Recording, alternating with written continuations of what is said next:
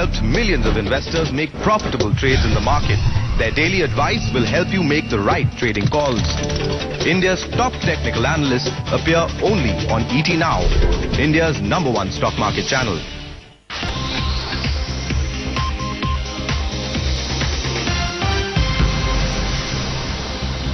CK Narayan as well joins. And CK, what would your thought be on the Nifty? And more importantly, how should one trade today's day?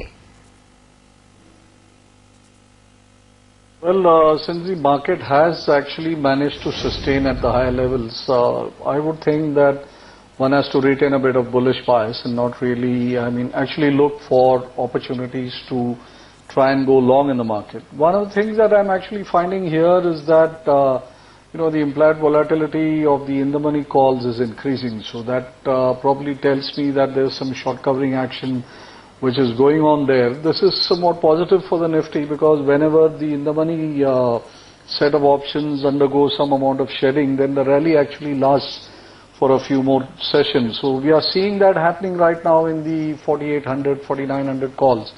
5000 is not yet seeing it, but I think people there are chancing their arm. Maybe if we see that happening in 5000 calls, I would think that this view of the positivity toward market would get further embellished. As far as trading is concerned, I think I would try to go long. If somebody wants to trade immediately, of course, then it would be a covered right kind of strategy. The other, which would be a slightly risky and a little more bullish outlook kind of thing, would be if you were to go short a 5000 put. The 5000 put is trading somewhere around 80, 90 odd rupees. I think more than 90 rupees when I saw it last. So I think shorting a 5000 put, it gives you, gives you protection till about 4900 since it's about 90, 95 rupees.